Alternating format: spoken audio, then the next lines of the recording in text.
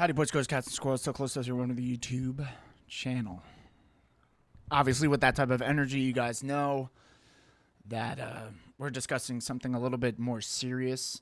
So I apologize if you guys are like, oh my gosh, I want to come for the fun. But hopefully the title here kind of shows you that it's more serious than that. So this guy Slasher, is kind of like an online personality. I was browsing Twitter. I've noticed him on a couple podcasts here and there, specifically some Twitch ones, Trainwrecks TV, if you know him. And he always has like a lot of insight into topics, and he seems to be, I didn't really know much about him, to be honest. But he is considered esports #1 consultant, insider, competitive gaming leader. And I always just notice him going back to back with Destiny, another online personality who's very vocal on his politics and thoughts and opinions on things, and can voice them very well in debating situations. And this guy, Rod, aka Slasher, also is very good at that too. So yeah, I noticed this clip of him on Fox recently talking about the mass shootings going on. And this guy, you know, like somebody that's just doing Twitch and doing stuff like that. Obviously, he's affiliated with other projects and whatnot. But he got the opportunity to go on Fox News, which is pretty wild. Now, we all know about Fox News, and they're a little bit more biased towards certain sides of politics. So I'm actually interested to see how this conversation goes, because Slasher, to me, really comes off as somebody that is level-headed and trying to see the bigger picture. And he obviously knows about video games, so that would make sense why they would bring him on here. I recently recorded a video. I have not released it because I don't know if it's right for my channel. So I don't know if you guys will even see this, but let's check this out. Nevertheless, almost 2 million views. Glorification of violence in our society. This includes the gruesome and grisly video games that are now commonplace. What about movies? This is my problem. What about movies? What about music? It all has the same thing. Why are we pointing the finger at video games? That makes no sense to me. For troubled youth to surround themselves with a culture that celebrates violence. We must stop or substantially reduce this, and it has to begin immediately. President Trump blaming video games as one of the reasons behind mass shootings in the U.S. One, I'm only seeing as struggle only. to agree on ways to prevent future gun violence, and demands for action rising after the massacres in Texas and Ohio that left 31 people dead. Rod Slasher Breslow is a competitive gaming leader and an esports consultant. You were here just last week to help me and explain to everybody about the benefits of Fortnite and these young people getting together in these big competitions, making a lot of money. But then we have these shootings. President Trump wasn't the only one saying that this weekend. Here's House Minority Leader Kevin McCarthy, similar sentiments.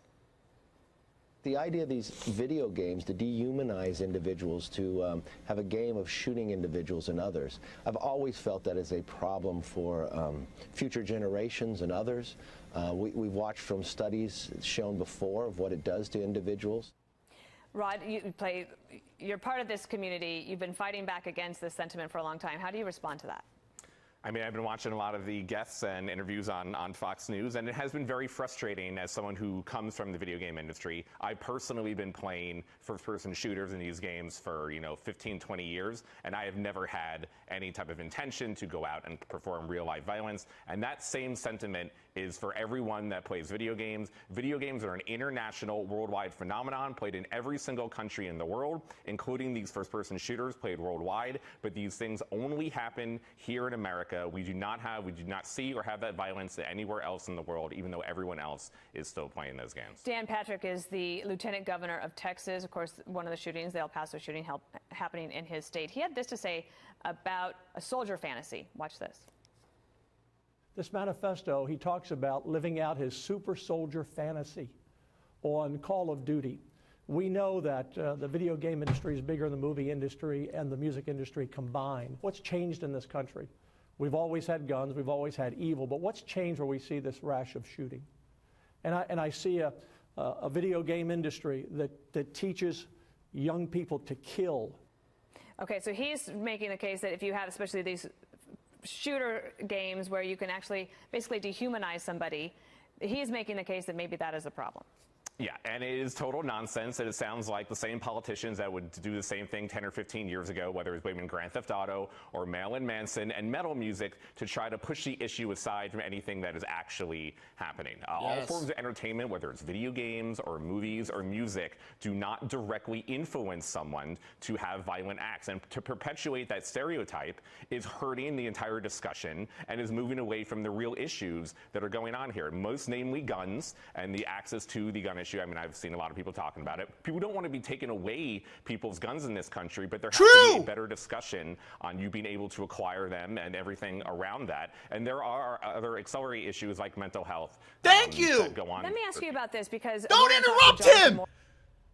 I don't understand. Why do you bring these experts? Why do you bring these people that have maybe just a slightly different perspective than what you do? And I get it. You got a show to run. I get it. I don't know. I shouldn't freak out. But it's just like, he was on a great point. He was making great points.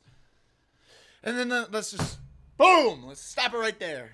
Morris in the next segment about this idea that of young people who are, young men in particular, who are disaffected from their communities, loners, maybe in their rooms, but they find these online. What about the girls? Why are we saying just young men? What about young women? Do we forget about the whole Slenderman thing? And everybody was like blaming that game? That was girls. Why do they always have to put something in a box? Stop putting things in a box. Fox. Chat rooms. But it's a misconception to think that those are the people that are actually participating in games like Fortnite, because as you were showing us last week, people who are playing games with people all around the world, they have more friends than they can count.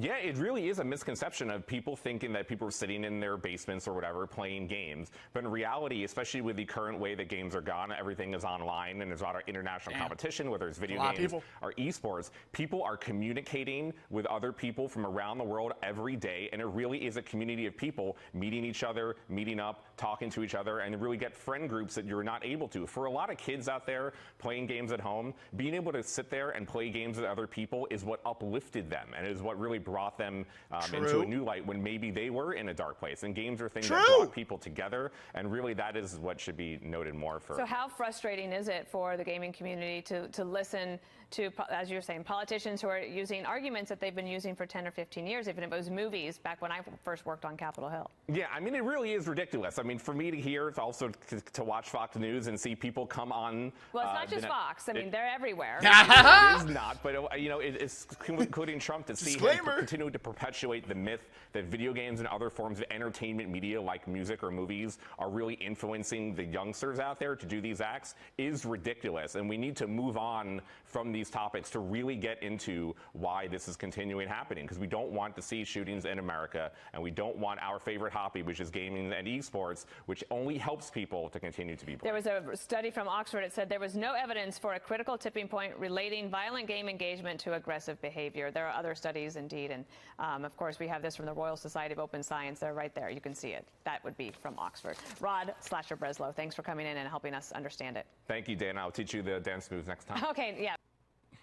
Gotta keep it light. I mean, there you have it. At least it ended on in a better note than I was expecting. I was expecting this to go super south, super downhill in a bad way. That makes me feel a little bit better that hopefully some people saw this and they'll be like, yeah, we felt like somebody stood their ground and put a light, held a light to gaming and gamers. Because he's right. Like, gaming is worldwide. Why are we using this as an example? Just because mass shootings happening in America.